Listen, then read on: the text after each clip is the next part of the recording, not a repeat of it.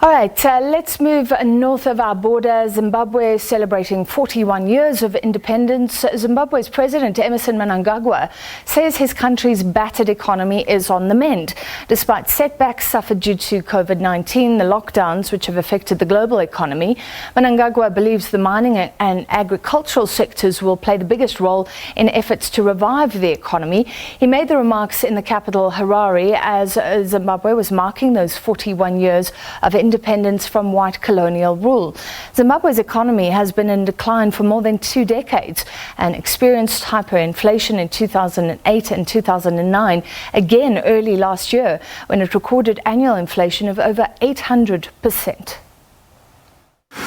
Despite altered economic growth projections due to the COVID-19 pandemic, the reform agenda under the Transitional Stabilization Program realized indisputable successes.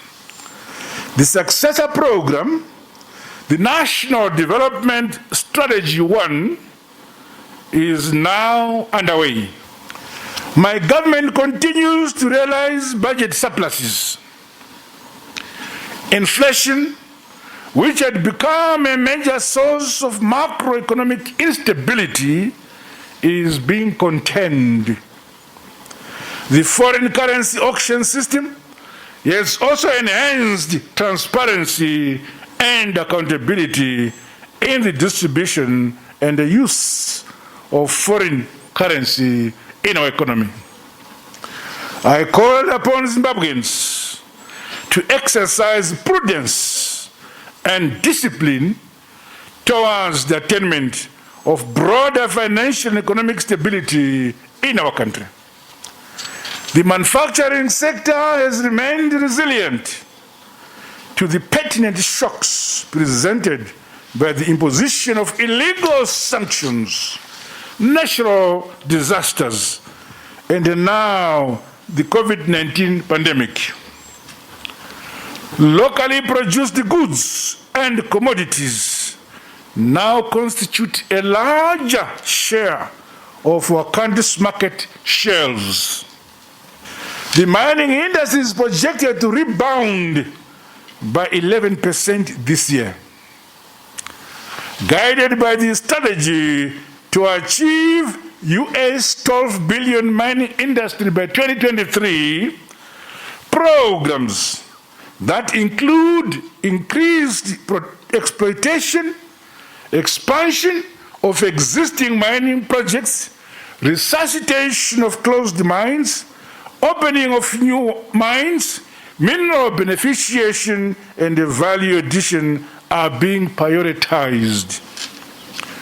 Provinces and communities are urged to maintain a keen interest in these mining development projects to prop up provincial GDPs and create employment and improve the quality of life of our people in those communities. All right, as we continue to look at Zimbabwe's Independence Day, at 8 o'clock tonight, we will be bringing you a repeat of the last interview that SABC News did with the late former President Robert Mugabe and one of his ministers, Jonathan Moyo. Also, later on the Globe, Peter Ndoro interviews the Zimbabwean ambassador to South Africa. Now, as Zimbabwe is celebrating 41 years of independence, Amnesty International's assessment suggests there is very little to celebrate for many Zimbabweans. It says that hundreds of thousands of people are trapped in the misery of statelessness in Zimbabwe, and they've been forced to the margins of society and struggle to access education, healthcare and housing. To discuss, we're joined by Amnesty International's Director for East and Southern Africa, Depros Mochena. Mr. Mochena, thank you. So when you talk about statelessness, you're talking about people, I understand, who live in Zimbabwe, but aren't being accepted as valid legal citizens. Correct. Thank you very much, Francis. As you know, people usually acquire nationality at birth, or either through their parents or the country in which they were born. Sometimes, however, a person must apply to become a national of a country. In Zimbabwe today, as the country marks 41 years of its anniversary of independence, there are two categories of the population group that are suffering the consequences of not having the right to nationality. The first group that we looked at in this particular report is the descendants of migrant workers who came to Zimbabwe pre-independence as part of the colonial labor system of labor supplies to work on mines and agrarian plantation areas. And by operation of the law successively over the years, their nationality or right to claim nationality has been compromised and they find themselves on the margins of society. The second category of Zimbabweans who are suffering the crisis of statelessness is the families, or rather descendant survivors of families of those who were killed during the Goku Massacre in the 1980s to mid-1980s, in which 20,000 plus civilians were murdered in an operation by the Zimbabwean army as it fought, or as it claimed to be fighting, dissidents at the time. So these survivors now, and generations of them, are unable to have birth certificates, national identity documents such as passports or ID cards, which then renders them stateless because they can no longer demonstrate or show that they belong to the country and therefore unable to access opportunities. But that is incredible. On what basis does Zimbabwe deny them those important documents?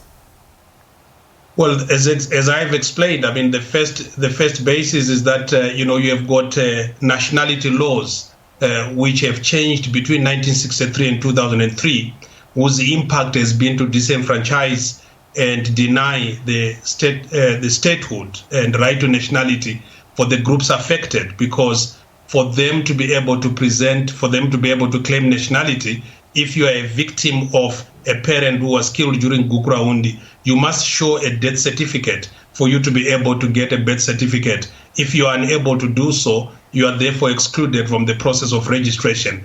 And these are thousands of people that are affected purely by operation of the law. And that's why in the report we are calling on the Zimbabwe government to comprehensively take measures that are necessary to ensure that there is universal registration of all those people that are affected by this particular problem, be they survivors of migrant workers or the descendants of families affected by the Goku Massacre.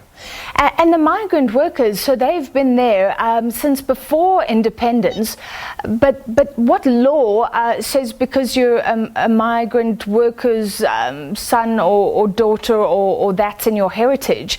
I mean, this is just mind-blowing.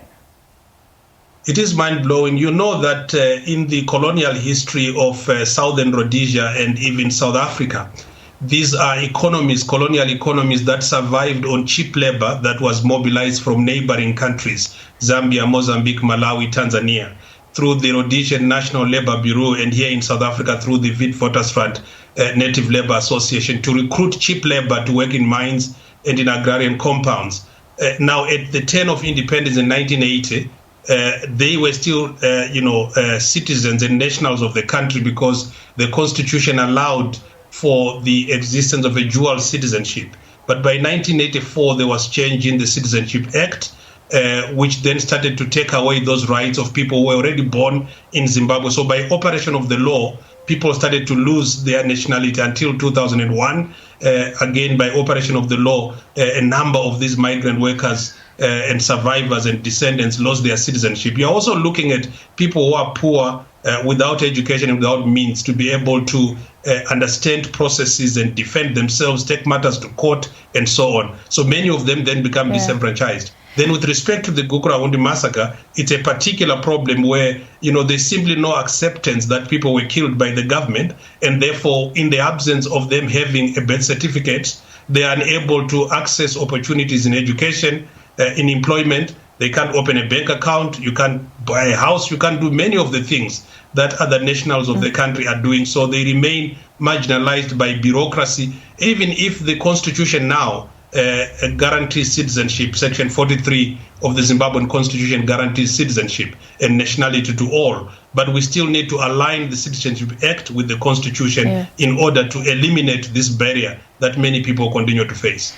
How many people are we talking about? And obviously you're lobbying for this to happen. Is the Zimbabwean government open to change?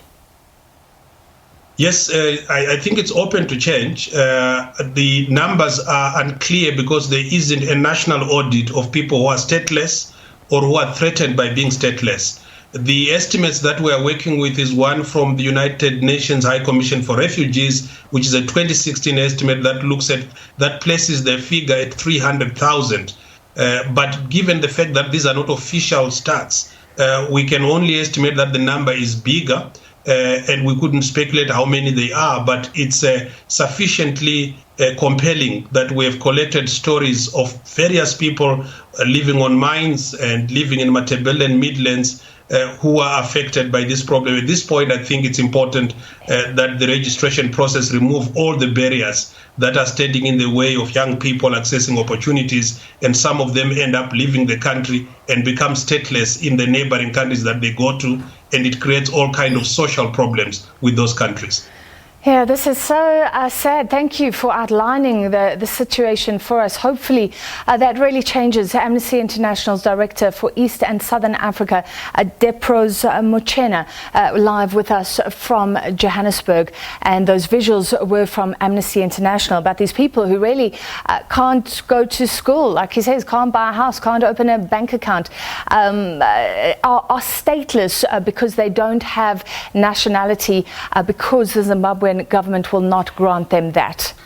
Now, as Zimbabwe marks 41 years as an independent nation from colonial rule today, one relationship that has been tested over time is that between the authorities and the media. International NGO Reporters Without Borders, in its 2020 Press Freedom Index, ranked Zimbabwe 126 out of 180 countries, measuring the level of freedom available to journalists. So very low. The report says despite the change in leadership, the security apparatus has not yet lost the habit of harassing journalists, and acts of intimidation, verbal attacks and the confiscation of equipment are all still standard practice.